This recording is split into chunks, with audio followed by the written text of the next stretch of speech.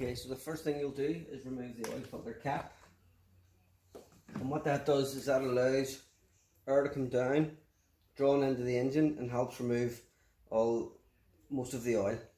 The car engine is lukewarm, and the reason why it's lukewarm is to remove any dirt or impurities which is in the oil. It removes all of it out with it.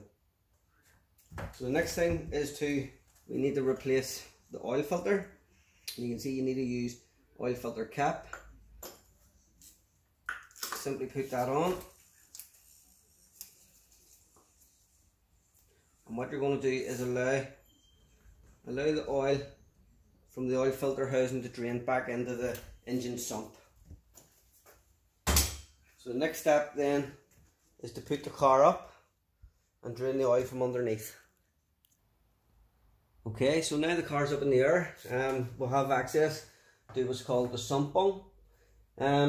The sump bung, we will remove that and the oil will come out into a drainer. So you will need a drainer for this part. And basically what the sump is, it's a storage device for your oil. Whenever the engine is knocked off, all the oil will drain down. It will store itself inside the sump. And how the oil gets around the engine, there'll be a pump connected inside there. Once you start the car up, the pump will suck the oil up through the engine and the whole way around it, and once you knock it off, it'll drain it back in here again. So you need a 19mm socket to remove that. Sorry, it was a 17mm socket. Make sure it's on loosen, and you crack open your sump bung. Now the trick with this is to keep holding it in place until it's ready to come off, and make sure you don't drop your sump bung into the oil drainer. Once it's ready to come, you then need to pull it really quick, like so, and we'll let the oil drain out until there's none left.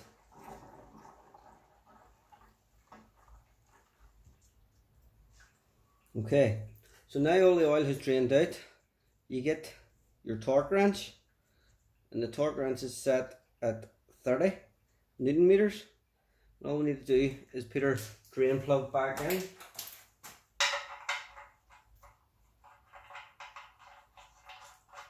Always start then by hand. I've replaced the washer on the drain plug there as well.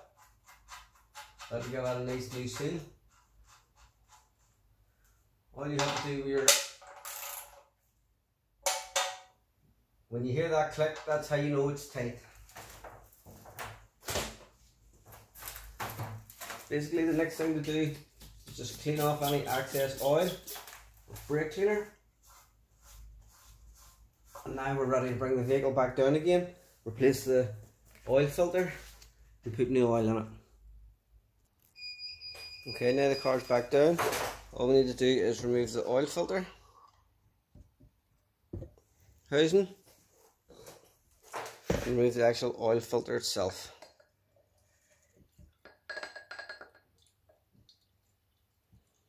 Now these oil filters are toxic. They need to go in to a suitable bin for a collection agency to come and collect them. You can't just put these in a normal bin. Sure, all the oil's drained out.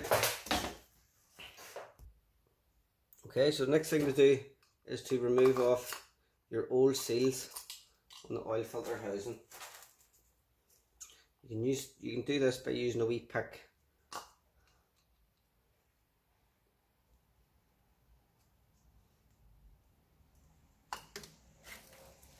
Okay, all you do then is get your new seal, put your new seal on around your oil filter housing. Now, when you do that, make sure that you give a wee bit of lubrication to that seal. That helps get it off next time, and it also is another barrier, stops any leaking. That's the purpose of these seals, to stop any leaks. Same with the top. This is a paper element style oil filter. You can get metal types, which I'll show you in another video, but this will just go inside that and we'll screw it back on. Rule of thumb is always the rating will always go to the top. Make sure it's well in.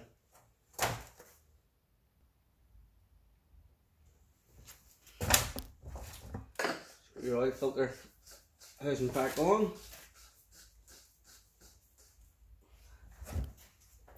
Then again, using your torque wrench,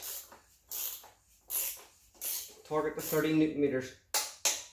Some might even be 25. The next job then is just to put the oil back into it.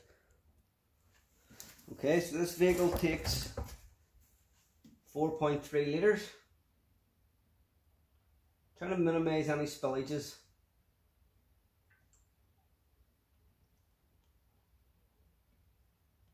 If you worked in the likes of a dealership, you go over to a wee oil pump on the wall, type in your job number and your technician number, type in how many litres of oil you would like, and then it'll put the exact amount in for you. That's about 4.3. Next thing to do is put your oil cap on and start the vehicle. Make sure you don't have dirty hands when you're starting the vehicle.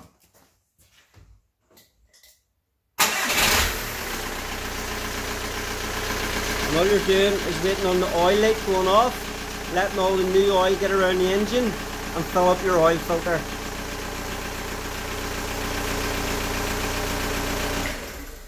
Knock it off, wait a couple of minutes, and we're going to recheck. So you can see on this dipstick where the oil is, and it should be here. This is your maximum here.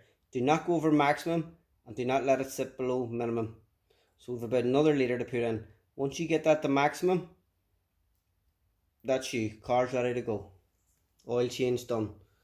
And then do your final checks, make sure there's no leaks.